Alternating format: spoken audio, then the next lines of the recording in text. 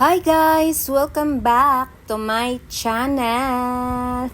So ayan, ngayon lang ako nakapag-upload kasi medyo busy. So ayan, itong aking mga cactus. Update lang ako. So ito, some of my cactus kasi meron pa ako iba. So ito lang muna ang ipapakita ko. Ito, si Bubsy, ayan. Yan, ang tangkad niya na, oh. Nilagyan ko na siya ng sandalan kasi medyo matutumba siya. At ito naman yung rainbow. So, yan. Ano yan sila magkadikit. Ayan. Favorite ko kasi ang rainbow, eh. Rainbow cactus. So, yan. Hindi lang yan, meron pa ito. Ayan, yung doon, yung tatlo hindi pa, bago-bago pa lang yun eh, kaya hindi pa masyadong pink. Ayan o, ito pink na yung dulo niya. At ito naman ang pinakamatagal ko ng rainbow cactus. Ayan, ang tangkad-tangkad niya na.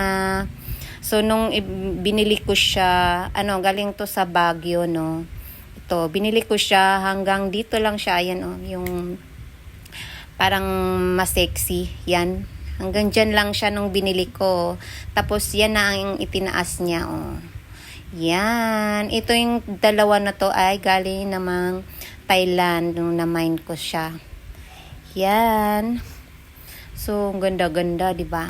At ito naman, si golden barrel, ayan, si golden barrel. At ito yung spiralis ko, yan.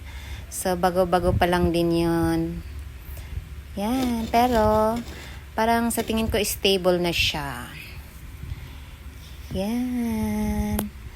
Tapos excuse me, ay sorry. At ito naman yung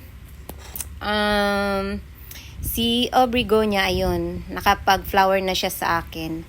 At ito naman si Echinopsis, white ang flower niyang, pagkalaki-laki ng flower, pag nagpa-flower sila malalaki.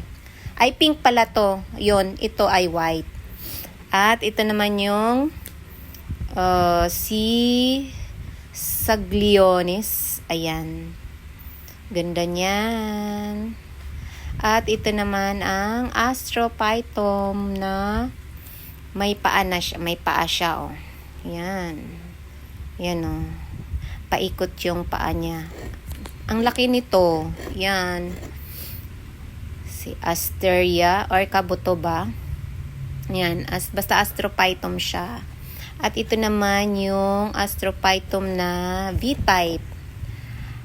Ayan, bago ko lang din tong tanim. Yan, bagong dagdag sa ating collection. At ito naman si Coryphantha titans. Yan. Diba, ganda niyan. At ito namumulaklak. Nakalimutan ko lang yung ID niyan. Namumulaklak to ng white. Tapos, sa gabi lang siya nag-o-open. Tapos pagdating ng araw, ayan, wala na, nakatiklop na siya uli. Ito naman, ano ba to? Nakalimutan ko ID niya. Ayan, laki-laki na rin yan, no. Dami niyang babies. So, ang flower niyan ay pink na maliliit. Ayan, paikot yung flower niyan. Tapos, ito naman ay baby Bubsy. Yan. At ito, yan, mga bago kong tanim. Ito naman ay lizard skin na tinatawag. At ito naman ang turtle na Astrophytum. Ayan. Itong tatlo na to, tsaka yun, ayan, kasabayan ko lang yan. Magkasabayan silang itinanim na bago lang. At ito naman, ito hindi pa to namulaklak sa akin. Hindi ko lang ang ID nito eh. So, yan. Lumaki na rin yan sa akin. At ito naman ay peanut cactus. Yan, dami niya ng babies. At ito, mamillar. Ay, ito pa. Si ano pala to, Riboscia. Ito maganda ang flower nito kasi pag nag-flower ito, sabay-sabay mamumulaklak. Kulay dilaw ang flower nito. So, ang dami na ng babies. At ito naman ang Mammillaria. Pink din ang flower nun. Ito Mammillaria din to pero, ayan, parang hindi to, ayan, parang mamamatay na yata to.